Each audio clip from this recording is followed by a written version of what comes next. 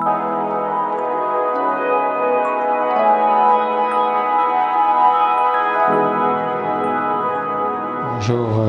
chers amis internautes d'Activision.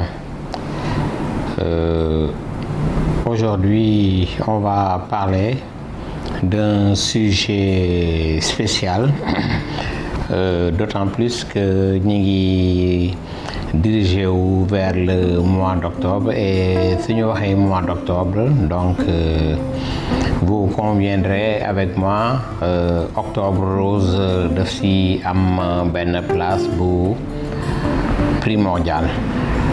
Et sur l'indégué Octobre Rose, dafay orienté vers ben pathologie boo xam ne léegi kenn du ko lam-lamee ñëpp ko xam, c'est le cancer du sein. Donc cancer du sein, c'est un cancer boo xam ne c'est très répandu dans le monde.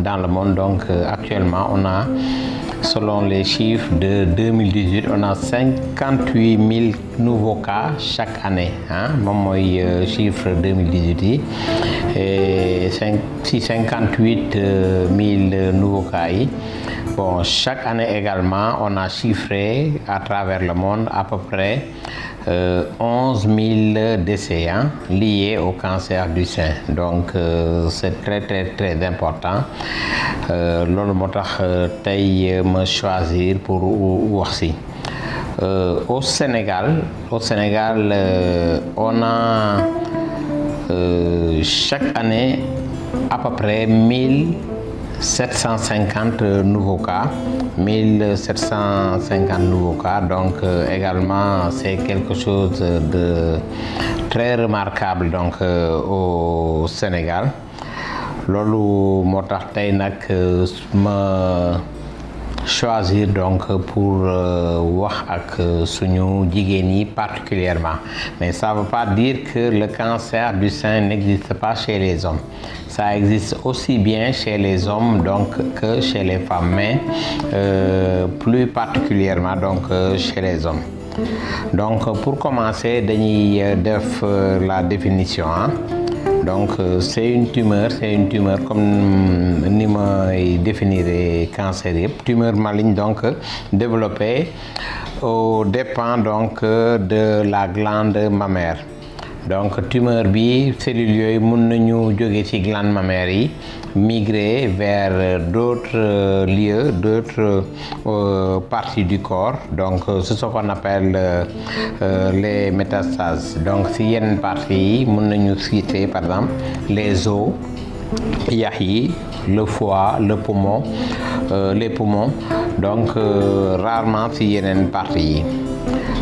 Cancer nag dafa am li nga xam ne moom moo koy favoriser, particulièrement cancer du sein. Si facteur donc favorisant yi, on peut citer donc les menstruations, quand il y a une menstruation précoce. Donc bu fekkee jigéen bi dafa teel gis fóotam. Mun na nekk une ménopause tardive. Donc bu fekkee dafa yéex a gis fóot bi, également mun na nekk benn facteur favorisant. Ñi nga xam ne dañuy yéex a am doom wala ñi nga xam ne amuñu doom tamit, ñooñu tamit ce sont des sujets qui sont exposés, ce sont des sujets qui sont exposés. Ñi nga xam ne dañuy jël yenn traitements yi, par exemple yenn traitement hormonal yi, en ce moment-là ñooñu tamit dañuy exposer seen bopp. Bu fekkee nit ki tamit dafa nekk en surpoids, Sénégal particulièrement jigéen balaa muy kontaan rek dafay naan bon man dama xaw a diyanke, am naa yaram ak yu demee noonu. Yaram léegi actuellement dañ ko considérer comme étant une maladie. C'est une maladie, c'est une pathologie comme yeneen maladie yëpp, wax naa ko ci yeneen émission, dafa mel ni diabète wala tension wala leneen ak leneen.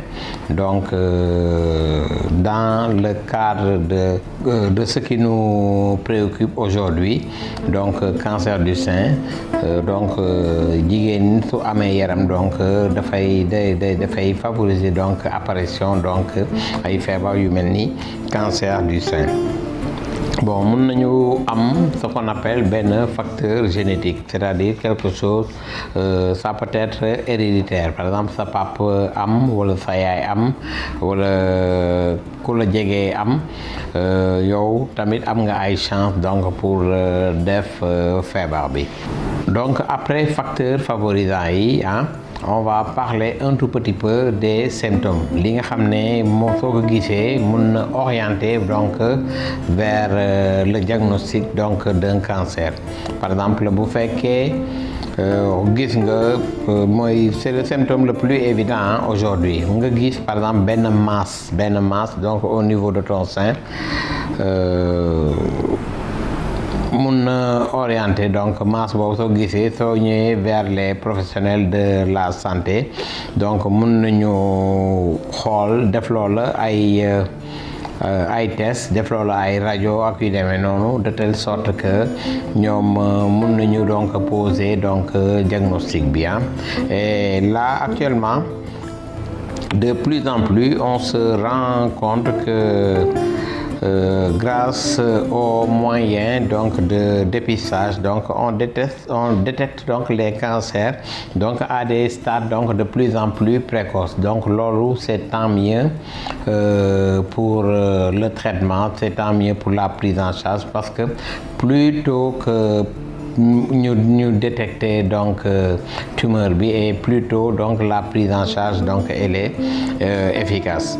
Mën nañu am yeneen genre signe genre par exemple déformation au niveau du sein wala cus bi li nga xam ne moom mooy cus bi mamelon bi mu rétracté wu mu gën a tuuti wala ñu gis ay écoulement mammaire par exemple nga toog nii ween bi di sotteeku mu sotteeku loo xam ne xaw na méngoo deret tuuti wala dëtt ak yu mel noonu en ce moment là il faut donc nga ñëw comme ça ñu xool réellement ce qui se passe.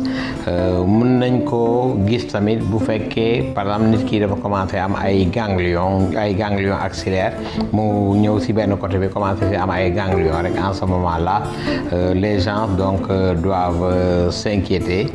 Et en ce moment-là, ils doivent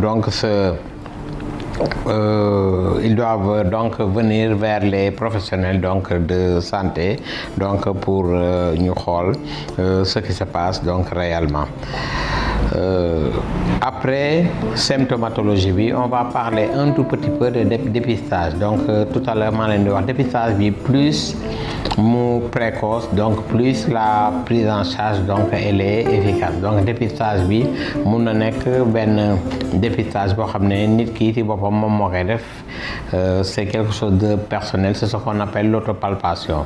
Donc jigéen ñi dañ leen di conseiller en général de se mettre devant benn miroir et puis ak seen ñetti baaraam yi ñuy palper jéem a seet ndax am na ay masse donc si ween bi wala ndax am na ay écoulement wala am na ay signes yoo xam ne donc c'est pas considéré comme étant normal. Donc c'est ce qu'on appelle donc l'autopalpation. Donc l'autopalpation surtout si jigéen ñi ça doit se faire donc tous les mois après les règles. Donc soo leen gisee règles yi ba noppi rek mettez-vous donc devant un miroir pour essayer de rechercher donc ce genre de signe. Beneen bi moyen de dépistage boobu on le fait en général chez des femmes qui ont plus de 25 ans et surtout chez des femmes yoo xam ne am nañu yenn facteurs de risque yi. Donc c'est ce qu'on appelle la mammographie. Une fois par année ou une fois par 2 ans donc peut donc orienter, peut mettre en évidence quelque chose qui peut nous permettre donc de gagner du temps. À part mammographie bi bon vous pouvez aller donc vers les spécialistes, par exemple jigéen par exemple ñii di ko faj ñii di ko seet, ce sont les gynécologues. Donc de leen au minimum une fois par année donc dem donc gis seen gynécologue même bu fekkee amul dara ci seen yaram sentiru leen dara ak yooyu ngeen gis seen gynécologue pour benn consultation de routine et puis moom dina leen mun a wax donc par rapport à votre état de santé. Donc on va terminer donc par le traitement. Donc traitement bi, comme pratiquement tous les cancers, c'est un traitement, ça peut être un traitement donc chirurgical. Un traitement chirurgical, c'est en général ce qu'on appelle la mastectomie. Mastectomie, donc dañuy dindi ween bi, des fois mun nañ ko remplacer, hein, c'est ce qu'on appelle la chirurgie. C'est une chirurgie donc plastique, donc pour remplacer donc ween bi nga xam ne dindi nañ ko. Beneen moyen de traitement bi, c'est la radiothérapie. Donc une radiothérapie qui peut être associée à une chimiothérapie ou bien à un donc traitement hormonal. Et si le traitement donc est bien mené, en ce moment-là, donc on a de bons résultats. Et concernant donc le cancer du sein en général, donc on a de bons résultats parce que c'est le cancer, il fait partie donc des cancers donc les mieux traités à travers le monde. Donc essentiellement donc loolu laa amoon tey pour andi leen par rapport donc au cancer du sein. Donc je vais terminer sama émission tey en remerciant sama technicien yi, sama caméraman yi, et plus particulièrement le directeur d'Activision, monsieur Lamine Fall, donc qui est toujours là.